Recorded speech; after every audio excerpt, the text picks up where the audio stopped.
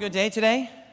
I had a really good day today, super productive. One of those days where you have like a list of things to do and then you can look back at the end of the day and you actually got them done. It's like the opposite of those days where you have a list of things to do and then somebody calls and you get an email, you get a flat tire, and at the end of the day, nothing has got done. And you think, what did I accomplish today? Nothing. But I had the opposite of that today. Got a bunch done, feeling really good. And super looking forward to the presentation tonight. Actually, two. And the first one is titled, Who Was Right, Jesus or Darwin?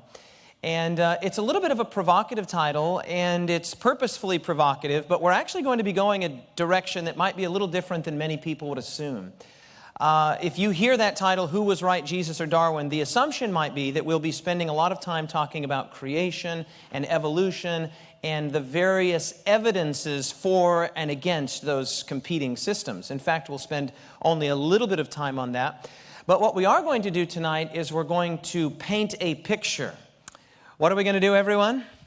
We're going to paint a picture, and in painting a picture, we're going to kind of ask the question, if Darwin was right, if Darwinism as a system, and we'll define that here in just a little bit, is correct, what kind of a world emerges from that? If he was right, what kind of a world would we expect? What would relationships look like? What would society look like? What would the world look like? And then we're going to ask the opposite question. If Jesus was right, at least in my opinion, it's the opposite question. If Jesus was right, what would the world look like? What would relationships look like? What would meaning and purpose in life look like? And so our presentation tonight is Who Was Right, Jesus or Darwin? And maybe just very quickly by way of review, let me ask you a question and see if you've learned anything so far, particularly with regards to this question. Is it good news that there is a God?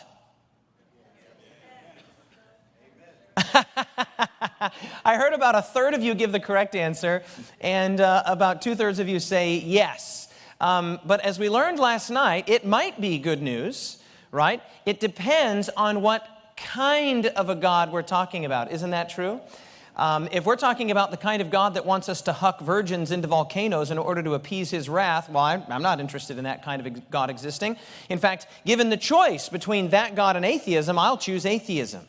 In fact, given the choice between most versions or permutations of God, I would say, no, I would much prefer a universe where that kind of God doesn't exist. But what we're trying to see, the picture that is emerging here, is that it's not just any ordinary God, not any unworshipable or unlikable God that exists. In fact, Scripture reveals a picture of God that is profoundly beautiful. And last night we asked the question, who is God? But then we asked the secondary question, which is very important, and that is, does God exist? And we looked at some very good evidences for the good reasons to believe that God exists. But we learned that we can more than just believe, does anyone remember this? We can know, that's right. We talked about the difference between knowing and showing. Well, there's going to be people that are going to hear these presentations and they're going to say, okay, I can resonate with that basic picture of God. God is love. And I can resonate with the idea that God gives us both external evidence that corroborates our scientific experience, our scientific evidence, but he also gives us internal experience. But what about this whole evolution thing? What about the whole Charles Darwin thing? Didn't Charles Darwin and haven't subsequent scientific revelations basically proved that Darwin was correct in his basic assessment of the world? And I think the answer to that is positively not the case. It is not the case that he was correct. And I want to talk a little bit about that tonight, but that's not going to be the main focus of where we're going. I want to begin in kind of what might seem like a bit of an unusual way. I want to start by talking about this man here. Does anyone know who that is? Okay, that's Dr. Ben Carson. He is a retired neurosurgeon. Up until just recently, he was the director of several neurosurgery departments at Johns Hopkins University. And he's considered by many to be maybe the greatest modern neurosurgeon, maybe the greatest neurosurgeon of all time. In 1987, he performed a very courageous, very brave operation. It's what's called a hemispherectomy, in which he was able to disassociate or to remove the two halves of congenitally joined twins, Siamese twins. And in this remarkable situation, and subsequent after 1987, there were many others that he was able to do. The twins actually lived. It was a very dangerous operation, and it was a remarkable operation. And not only did he perform the operation, but subsequent to that, and many other amazing stories and testimonies, Dr. Ben Carson, who happens to be a devout Christian, has written a book, and the book is titled Gifted Hands, The Ben Carson Story. It's my understanding that the book has also been recently turned into a movie. Has anyone seen the movie? And I think 2009, the movie came out. I know my children have seen it. I've not yet seen it. But basically a remarkable story, sort of a rags to riches type story, but not a riches in terms of affluence or wealth, but just a story of from poverty to success, and then really to amazing success, being at the very top of a highly competitive and highly complex field, and that's neurosurgery. Well, anyway, a very interesting thing about Dr. Ben Carson, I was actually just recently with him in South Africa last month. He and I were the keynote speakers at an event, and it was really neat to meet him and meet his wife. His wife is an absolute cracker. She's a total character, completely hilarious, where Ben is a little more quiet, very kind of quiet and demure, but she was an absolute card. Well, anyway, here's a very interesting thing. Earlier this year, in May of this year, Ben Carson was slated to speak at Emory University. Now, Emory University is a university in Atlanta, rated among the top 20 or 25 universities in the United States of America. It's a research university, about 20,000 students. And Dr. Ben Carson had been asked to give the commencement speech at Emory University for the graduating seniors. And he agreed to do that. He's given, I suppose, many dozens of similar commencement speeches. And in this particular case, it was very interesting because there was a group of faculty and staff and even some students at the university that actually protested Dr. Ben Carson's coming. Now, this is a bit of an interesting situation because not only is he academically renowned, he also has received what's called the Presidential Medal of Freedom, which is the highest honor that can be bestowed upon a civilian in the United States of America. So he's really a top shelf kind of person. So it was a little unusual when in Emory University, this sort of grassroots movement began to swell in which people were signing a petition. In excess of 500 students, faculty, and staff signed a petition that said, we don't want this guy. We do not want this guy coming to deliver our commencement address. And the reason was a very interesting one, and I'll just let you read part of the document that was circulated. By the way, he did end up speaking. It was, I think, May 13th or 14th. He did end up speaking. The petition was ultimately unsuccessful. But what I want to do is sort of launch into our question tonight about who was right, Jesus or Darwin, by taking a look at the objection that was raised by the Emory University, some of the students, faculty, and staff. And this is what it says. We are writing to call the attention of the Emory community to this year's commencement speaker's denial of, what is that word right there? Denial of evolution. Okay, so we want everyone to know that this guy denies the basic Darwinian picture of the world, of the biological world. It goes on to say, Dr. Ben Carson is a world-renowned neurosurgeon who has advanced medicine and who has supported the education of countless children through his philanthropic organization. These accomplishments can provide a great inspiration to graduating Emory students, sort of the requisite, politically correct pat on the back.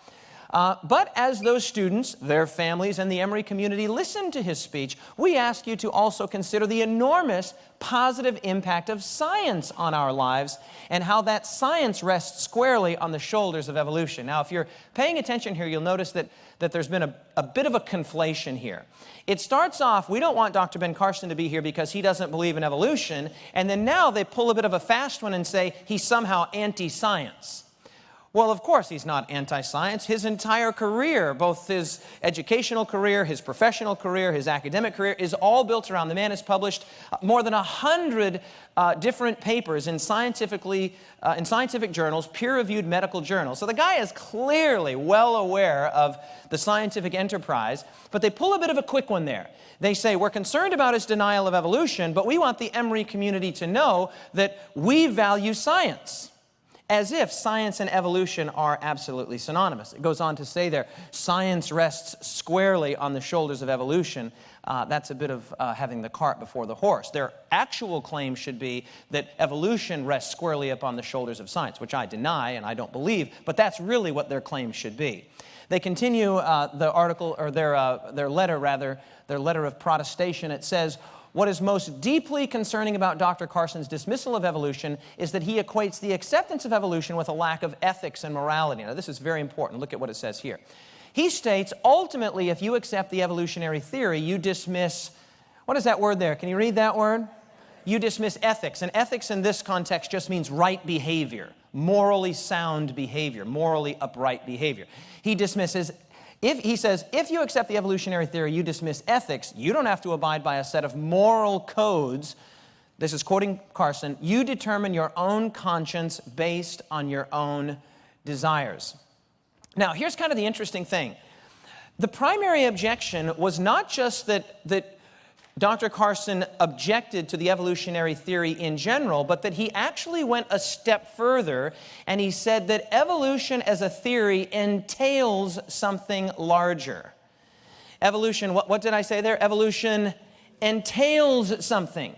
And he basically said, well, by my understanding, if I understand Darwinian evolution correctly and I understand its basic presuppositions, if we affirm Darwinian evolution, the quotation we just had there, he says, then you dismiss ethics. And there is no moral code that would determine this is the right way to act, this is the wrong way to act, this is the moral way to act, this is the immoral way to act. Well, one of the things that we looked at in our presentation last night was sort of 4 good reasons to believe that God exists. I wonder if you remember what they were. You remember what the first one was? Time. Very good. We looked at the nature of time. The second one was life. Very good. The nature of life and the coding that is required in DNA and other structures to give us life. What was the third one? Mind, very good. We talked about Einstein's observation that the most incomprehensible thing about the universe was precisely its comprehensibility. Not just that the universe is amazing, but that there are minds here to apprehend that the universe is amazing. And again, this ought to raise our suspicions. But what was the fourth one? Time, life, mind, ought. And we remarked that the word ought is a duty word. It's a responsibility word, right? If you ought to do something, you should do it. There's an obligation to do it. It's the right thing to do. So what Carson is saying here is a very interesting thing. He's saying, if my understanding of evolutionary theory is correct, if we affirm basic Darwinian evolution, that entails something.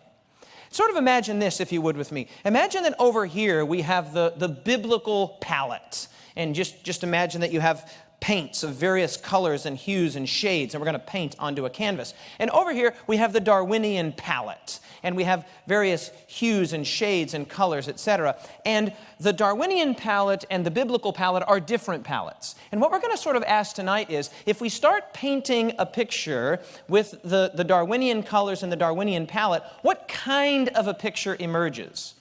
What do I end up looking like? What do my relationships end up looking like? What does society end up looking like? And what does the world at large end up looking like? And then we're going to ask the other question. If we paint the world with the biblical picture, if Scripture is to be believed, and these are our colors, these are our hues and shades, and we begin to paint here, what kind of a picture emerges here? What does it tell me about myself, about my relationships, about larger society and the world beyond? And what Carson is saying here, and the thing that the protesters at Emory were really sort of driving at, he is saying, if you accept evolution, it's not as if the train just stops there. No, it entails something else. And in Carson's case, he's saying it entails a breach of ethics. It entails a sort of a nebulosity with regards to right behavior and wrong behavior and moral codes, and you can just do whatever you want. As he says, you determine your own conscience based on your own desires. Your own, what's that word, everyone? Desires. We're going to come back to that concept. So I want you to take that idea that you determine what's right and wrong based on your own desires. Take that idea and put it on a shelf, because we'll come back to it almost at the end of the presentation. Now, let's just spend a little bit of time sort of talking about what Darwinism is and who Charles Darwin was. We're not going to spend, this is not going to be an exhaustive treatment, but we do want to understand what we're talking about when we talk about Darwinian evolution. Charles Darwin was born in England in 1809, and unknown to many people, he actually went to Cambridge to study for the Anglican priesthood.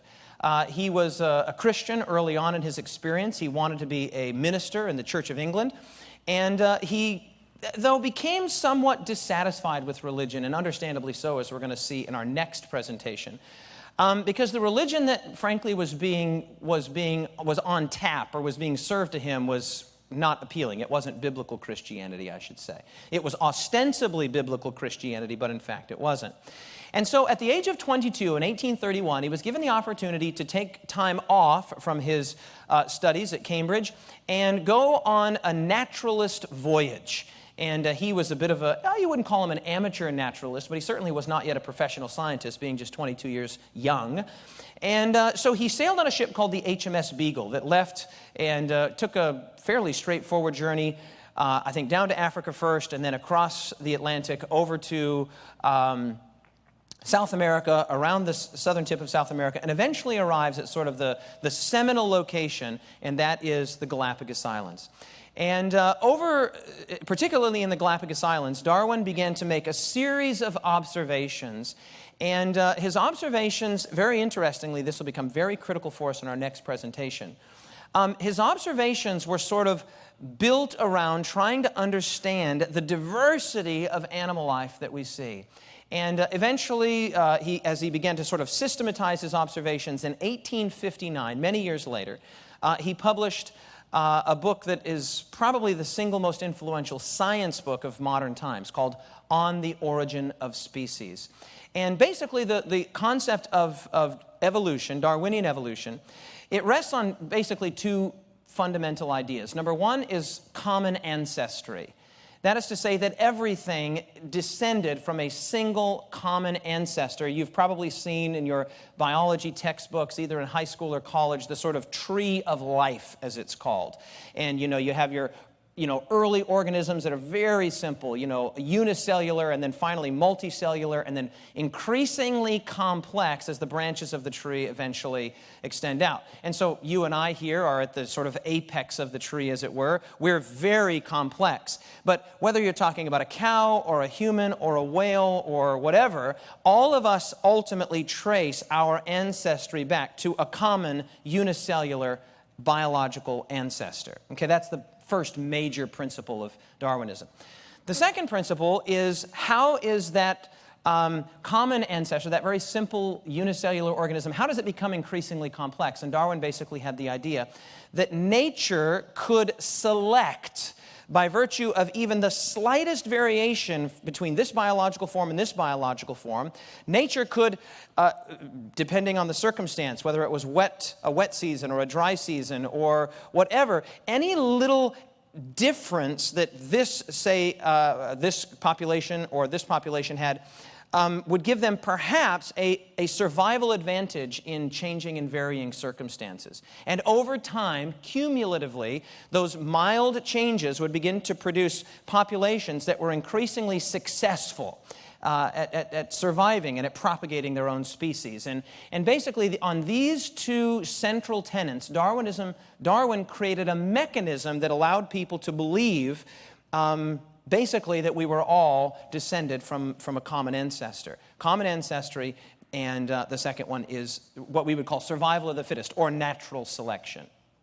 Now, a sort of interesting thing about this is that early on, as I've already mentioned here in Darwin's experience, he was studying for the priesthood, and he had a very strong commitment to Scripture, a very strong commitment to Scripture. In fact, he wrote to a friend of his, when he had left to go on his journey, he wrote to a friend of his who had remained at Cambridge to continue his studies in the priesthood, and he wrote, "I dare hardly look forward to the future, for I do not know what will become of me." Right? I don't know what my future holds. I'm sailing around the world. I'm an amateur naturalist. I don't know what the future holds. Little did he know he would go on to become, arguably the single most significant figure in modern science.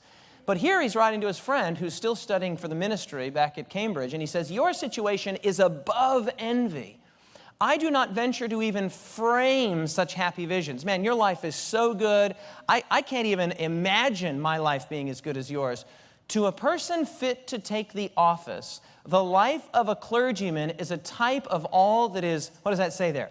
"Of all that is respectable and happy." And so what we see here And by all accounts, by the way, Charles Darwin was a fine gentleman and a pleasant person to be around. But what we definitely see in his life, we'll talk more about this in our next presentation, is a sort of drifting from his earlier moorings in Christianity. He had a belief in God, he had a belief in Scripture, he had a respect for the priesthood, but he began to observe things in the natural world. And frankly, the main thing that he observed was what he considered to be an excess of suffering. That's our next presentation, is on suffering. He just said there's just so much suffering. And over time, as he ruminated on the biological world and the various, the excess of suffering that he saw and the various instances of suffering, he began to slowly, it didn't happen like overnight. No. It was a long process, taking probably, half a decade or more, whereby he eventually left behind his earlier moorings in belief in God and in Christianity in particular. So B. Warfield in 1888 wrote a bit of an analysis of Darwin's experience, and he writes this: "Thus the doctrine of evolution, once heartily adopted by him, once he really grasped it, gradually undermined his faith until he cast off the whole of Christianity as an unproved delusion. The process was neither rapid nor unopposed." In other words, it's not something he wanted to happen. He was still trying desperately at some level to cling to his faith, but he just felt as though he could not. He speaks of his unwillingness to give up his belief and of the slow rate at which unbelief crept over him, although it became at last complete. Now, I kind of want to remind us here of our two palettes. Over here we have the biblical palette, we're going to be painting a picture. And over here we have the Darwinian palette, and we're going to be painting a picture. Darwin, when he first began to make his initial observations in Galapagos and beyond, did not fully understand the ramifications of his own theory. He was just a young naturalist that was making various and sundry observations, and he began to put forward, at first tentatively, his idea of common ancestry and natural selection. Little did he know the trickle-down effect. What Ben Carson was saying is actually quite right. That if this is true, it's not as though the train station just stops there. No. If this is true, it entails things about the nature of human beings, about the nature of reality, about the nature of biology, about the nature of God. It's a little bit like this. Several years ago, I went fishing with my son, and we were on a boat. And it's quite an interesting little story, and I'll tell a very quick version of it. We were on one of those pontoon boats, and we were fishing off the back of the boat, but at the front of the boat there was a great big anchor, and the anchor rope was all sort of twirled around on the deck. It wasn't our boat, we were borrowing it from the local camp. And we were driving the boat around to different places and sort of parking the boat, and then we'd put the anchor in, and we'd try to catch some fish there, and then we'd go to the next place. We'd pull the anchor up, rather, go to the next place, put the anchor down. Well, my son was sort of seeing this. He was a young man, probably 5 or 6, my oldest, and he's observing what Dad is doing. So we get to one particular place, and without having asked or without me having asked him to do it, he went and he grabbed the anchor with all of his 5 or 6 year old might, and he threw it in. Well, the problem was that he wasn't thinking to be sure that the anchor rope was clear, that there was nothing tangled up with the anchor rope. Well, in this particular case, I had set, my fishing rod was on the anchor rope, and he himself was standing, sort of halfway tangled in the anchor rope, and our lunch was there, and I think there was like a jacket or something, which, normally you'd pick those things up, you set them off, then you put the anchor in. But he wasn't thinking. So he takes the anchor and he throws it in, and as the anchor begins to go, it was deeper than the other places we'd been, which had maybe 20 or 30 feet deep. This was beyond that. So as the anchor begins to go down, bloop, all of a sudden, the fishing rod is like, goes shooting off, right? Because the anchor rope was around it. And then I'm like, whoa, because I hear the splash. I'm at the back of the boat, and I hear the splash. I'm like, what? And I think my son has fallen in, but I see he's thrown the anchor rope in. Well, all I can see is that the anchor rope is around like his leg. And I'm like, oh, this is going to be great. Explain this one to my wife. So I run over, and I as the rope is going down, there goes the jacket, there goes the lunch, and I quickly just lift him up. And then the anchor sort of, harmlessly eventually goes down. And I'm like, Landon, you got to be careful. When you throw an anchor over like that, if there is stuff attached to that rope, it is going to be affected. You could have been pulled down. Okay, this is very similar to the situation with Darwinism. If you take and throw the anchor in, it's not as though the train just stops here and that it doesn't entail anything. No, there are huge entailments if Darwinism is true with regards to ethics and morality. That was Ben Carson's point. Ben Carson says, well, the way that I think about it, the way that I look at it, if this evolutionary theory is true, it sort of seems like you can just decide what you want based on your own desires. What you want, right? And so think about that when you think about people say, oh, I don't need God, or, evolution is true, or whatever. That's like throwing the anchor over. Hey, that's fine. You're welcome to throw the anchor over. But you should be aware of just exactly what that anchor goes through, because you don't just get rid of the anchor, you get rid of anything else that's tied up and tangled up with that rope. Does this make sense? That's Carson's point, and it's the point we're going to make tonight. As we begin to paint with this picture, we have colors that are available to us in the biblical picture that just are not available in the Darwinian picture. They're not. Things like love and values and ethics and moral codes. So the picture that we're going to paint is going to be a very different picture. We've been building on our what? What's this called here? The table of truth. And we took that first and normative and non-negotiable truth, and we placed it on the table of truth. What was that thing? What was this? It's the truth that, say it with me, 3 words, that God is love. Very good. And every subsequent truth, or every other truth that is brought to the table, whatever those truths might be, as we sort of begin to cobble them together, we compare them to this truth. And if we see inconsistency between the truth that God is love and any other thing, let's just take Darwinian evolution. There are well-meaning Christian people who think you can affirm at the same time the fact that God is love and the biblical narrative, and that God created through some Darwinian means, through some evolutionary means. Now, I fully disagree. Because the picture that emerges, if evolution is true, is one in which God is creating through a means in which hundreds of thousands, no, millions of generations of sentient beings are essentially wasted. Furthermore, it means that death actually precedes sin. And what kind of a God creates that way, in such a wasteful and prodigal way? It just doesn't make sense. So if somebody says to me, oh, no, you can affirm, as many in the evangelical and the Catholic world do, oh, no, you can keep the Bible and you can keep evolution. And so they want to bring that truth to the table. But here I'm faced with a dilemma, because I cannot square this basic idea with the truth that God is love. I don't think they can either, by the way. It creates a situation of absolute cognitive dissonance and what's the word I'm looking for here?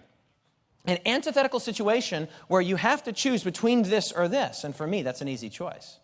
This truth, the central truth about who and what God is, that God is love, never comes off the table. What, everyone? It never comes off the table. You need to say that with a little more enthusiasm than that. The central truth that God is love, say it with me, never comes off the table. And if we see an inconsistency or an incongruency with any other religious teaching or any other kind of teaching, if we can't keep that on the table and that whatever the other thing is always comes off. Well, sort of back to the 2 palettes here. The Darwinian palette, the biblical palette, and the Darwinian palette.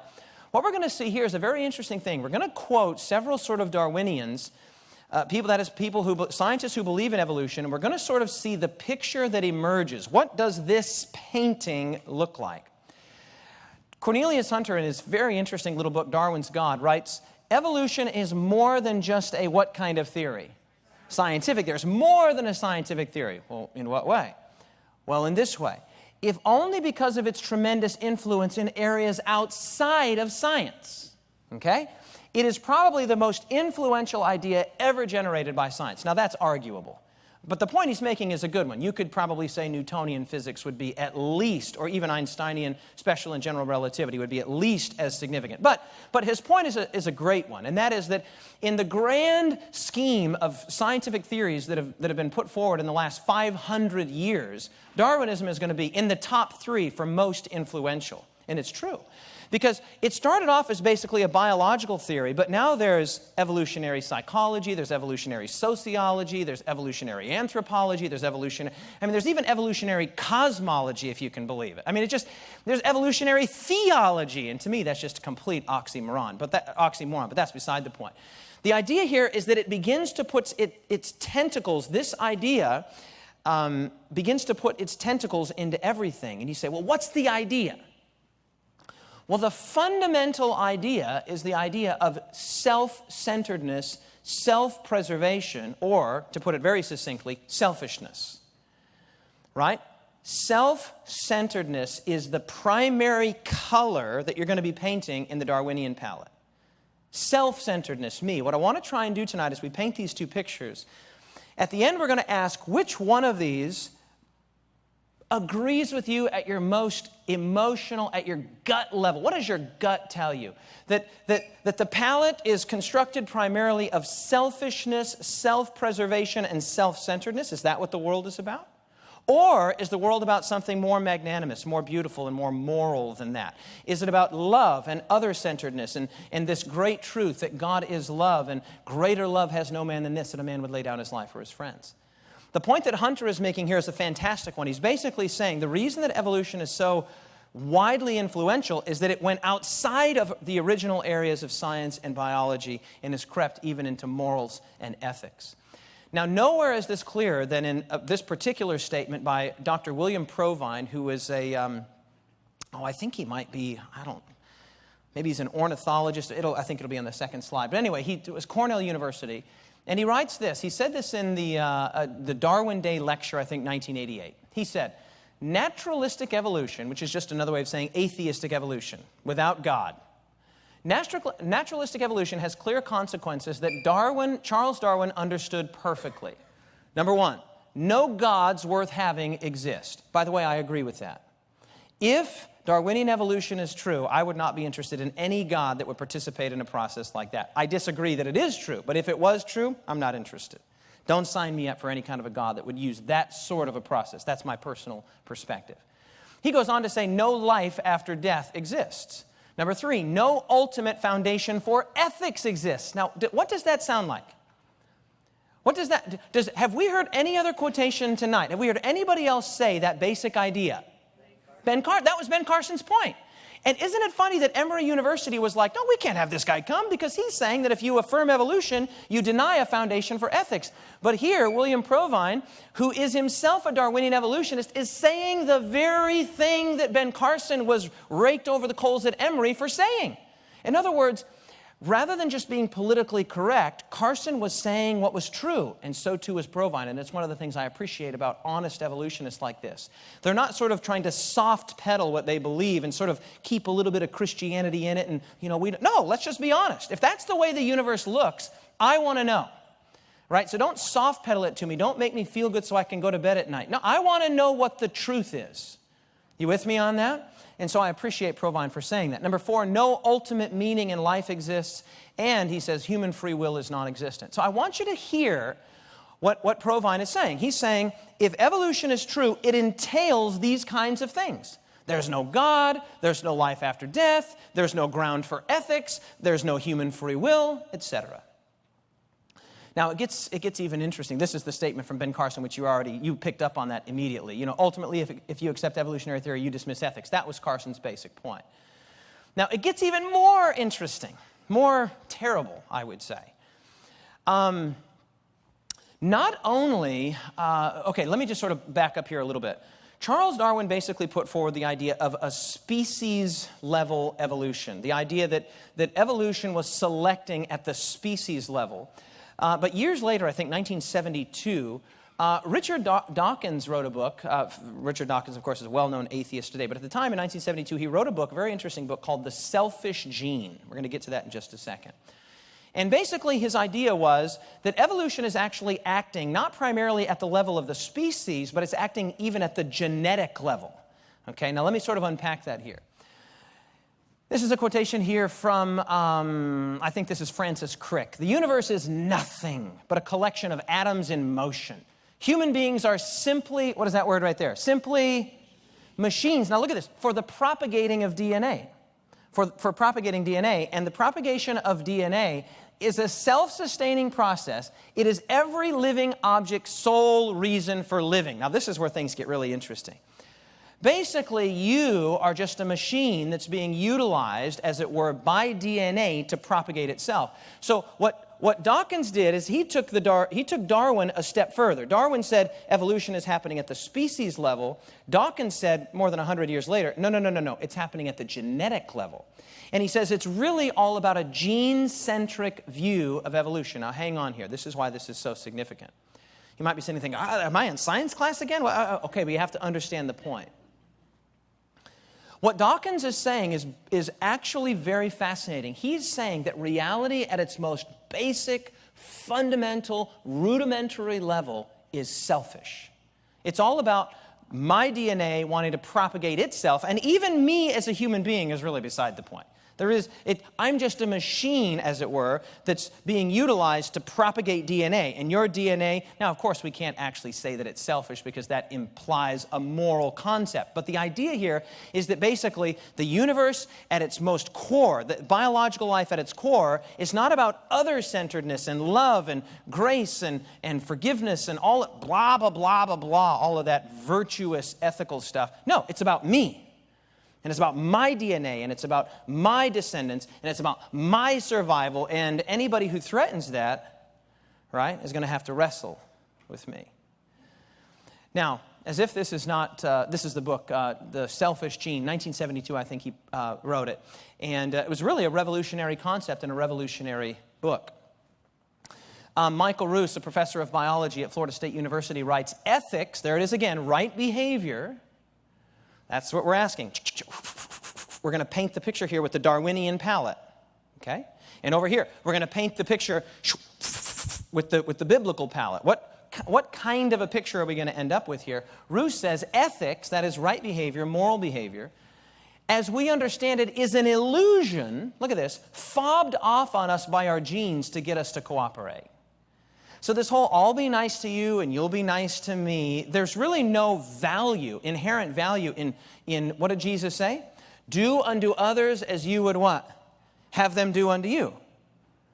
Right? This idea that the whole of Scripture is based on, this basic idea that love is the grand and beautiful virtue, that Jesus was asked on one occasion, hey, what's the great commandment in the law? And Jesus is like, oh, you shall love the Lord your God with all your heart, mind, and soul. And the second is very similar to it.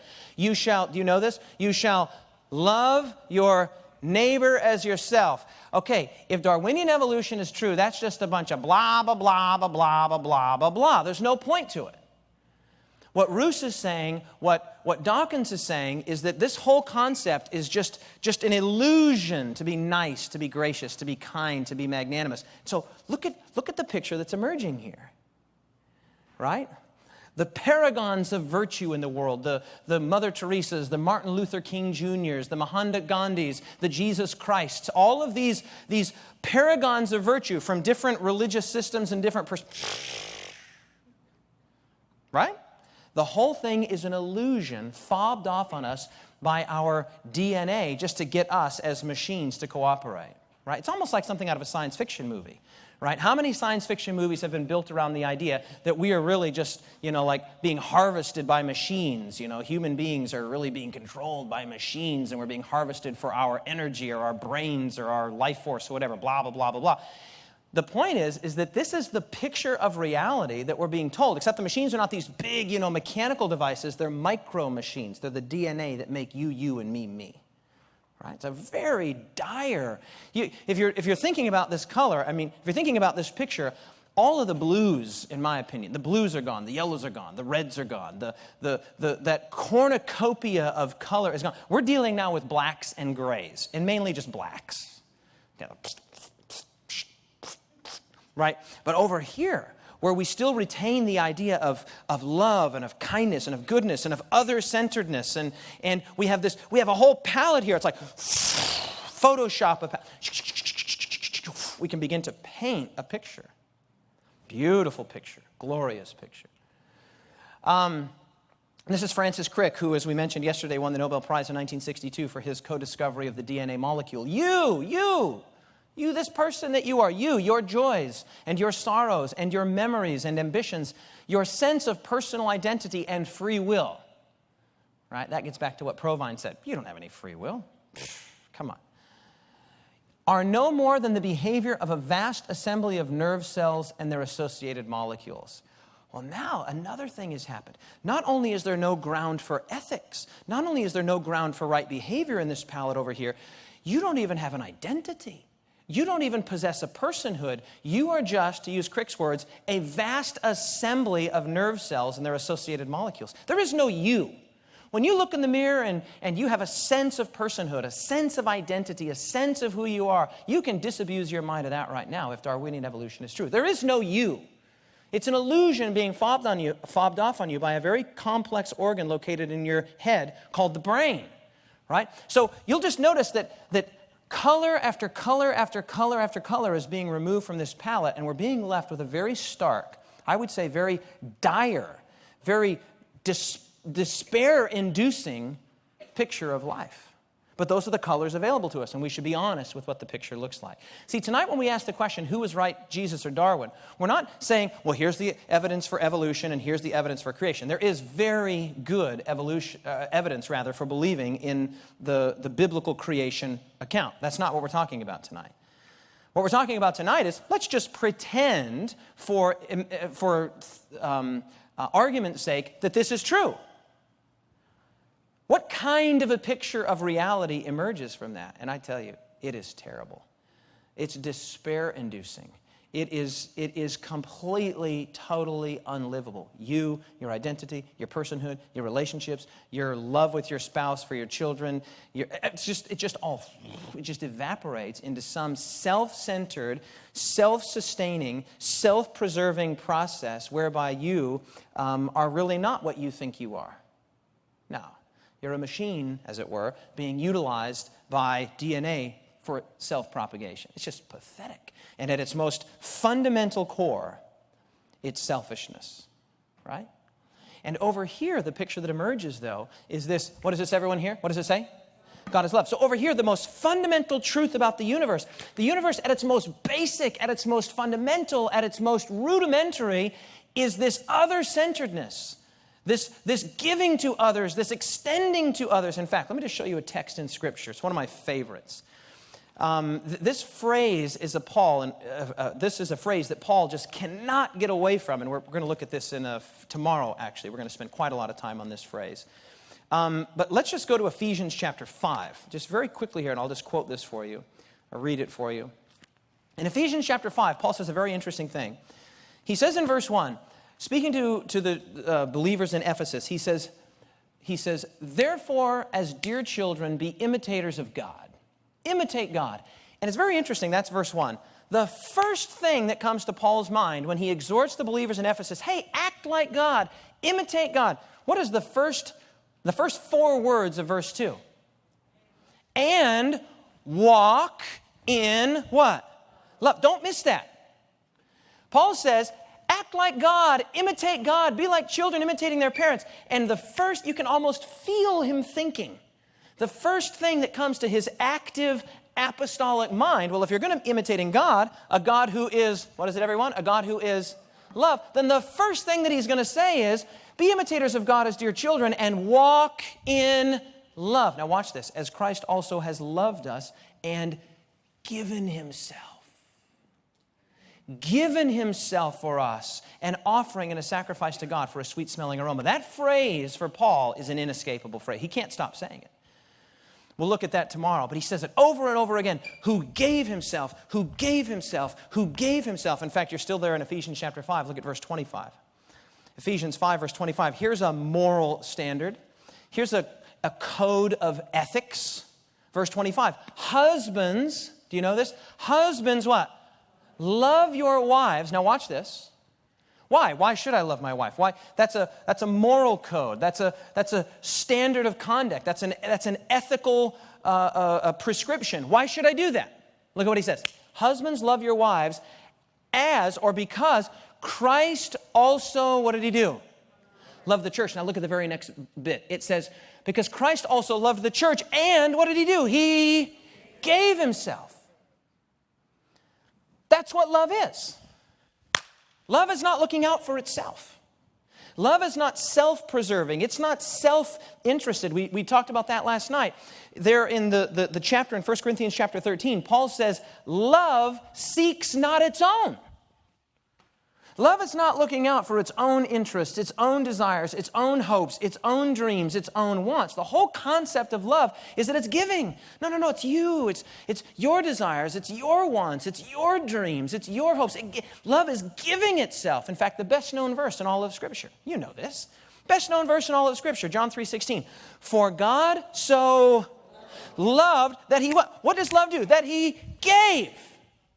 That's the point. You love, you give. Husbands, love your wives as Christ also loved the church and gave himself. Be imitators of God as your children and walk in love, just as Christ also loved us and gave himself. He gave. You. No, it's about you. No, it's you. It's deferring. It's giving. It's extending. It's a totally different picture of reality. We're painting now. Right? The picture that we're painting here is a wildly different picture, and that's the point. At the end, you can choose. You choose based on what your gut tells you. But over here, we've got a totally different palette, and that's the point. That was Ben Carson's point, and it's my point. Over here, we're like, I guess we'll use black again. Maybe we'll throw in a little black. Right? I mean, there's just no God, no identity, no personhood, no free will, no grounds for ethics, no life after death, just black. And then we'll throw some black on it. Are we getting, is the picture emerging here? Yes or no? Okay, good. Because if it's not, there's nothing I can do to make it emerge more than this. Look at what Peter Atkins says. He says, science has no need of purpose. This is a great statement. I just love it. It's just bald honesty. I think he's completely mistaken. I think he's frankly out to lunch, but I appreciate his honesty. All the extraordinary, wonderful richness of the world can be expressed as growth, look at this, from the dunghill of purposeless, interconnected corruption. He's like, yeah, that's basically life. Life is a complicated thing that's growing from the dunghill of atoms and biological structures. Isn't that a great picture of life? It's a great big pile of dung, right? I mean, Hallmark is going to have a tough time with this. It's going to get really difficult. I mean, weddings are going to change, right? I mean, what are you going to say? It's nice to meet you on this pile of dung. I mean, what are you going to say? Everything breaks down. No God, no meaning, no ground for ethics, no free will, no personal identity, no genuine relationality, and no wonderful richness of the world. But we know that this isn't true. In our heart of hearts, and here's the interesting thing, even these scientists, and I respect them as human beings, but even these scientists cannot live the things that they say and publish in, and by the way, not all scientists are this way. I want to make that very clear. This is not an anti-science presentation. This is an anti-scientism presentation. Scientism is a totally different thing. It's a religion. And this is, basically, you can go into a classroom and say, it's all purposeless, interconnected dunghill. But let me tell you, when that scientist goes home, I am quite sure he doesn't speak to his wife that way. If that scientist has a child that's killed in a car accident, or worse yet, taken and raped by a terrible person, he or she is not indifferent about it. No. When their child does something good, a sense of happiness and pride and meaning begins to well up within them. And when they're wronged, heaven forbid, their child is kidnapped and raped or dies in a car accident or something, a sense of justice and of anger. The point is that you can't live that other life. This painting is totally unlivable. You can profess to believe it and you can write it on chalkboards in universities all day long, but you can't live this. I mean, what do you say at wedding ceremonies? What do you say to your children? How do we value the Martin Luther King Jr.'s and the Martin Luthers, for that matter, of the world? How do we hold anybody in estimation for their virtuous, brave, courageous stand for principle? And the other side is also true. How do you punish a criminal? Right? I mean, if there is no vice and there is no virtue and there is no free will, why are our prisons populated with people that we think should best be kept away from it? No, the whole thing goes to hell in a handbasket, literally. When you throw that anchor over, right? It doesn't just go nicely, innocuously, harmlessly into the deep. No. Life as you know it completely disappears. Life as you know it is completely gone. And that's why there is a fundamental incompatibility between this idea of what Jesus said was the truth about the nature of reality and what Darwin said. We're dealing either with, at its rock bottom, selflessness or selfishness. And these two things are perfectly incompatible. They're square circles. We know when we go to a wedding and we see a beautiful, we just know intuitively, inherently, incorrigibly, there's something beautiful here. You hold a little baby. Come on. You know there's something significant happening there. You set your eye on your lover, the person you're going to spend the rest of your life with. You know something's happening there. Even the non-believer senses that there's some transcendent meaning. Something beautiful, something wonderful. And it's not the mere interconnectedness on some proverbial dunghill. No, it's beautiful. It really is special. A beautiful sunset. I just spent time in Africa recently with my family, and let me tell you, you see those animals, and they're amazing. You see an elephant. I mean, clearly God has a sense of humor. I mean, look at the thing. It has a nose that's like 4 feet long that grabs it's like, what is that? Its ears are, who would have invented that? I mean, it's just beautiful, and it's beautiful. Right? One of the great experiences of my life was to be off the east coast of the South Island of New Zealand and jump in the water with thousands of dolphins swimming all around me. Just to swim with it was amazing. My wife's getting pictures. I'm like, maybe come in. She's like, no, I'm good. I mean, I'm just like, no, they're fine.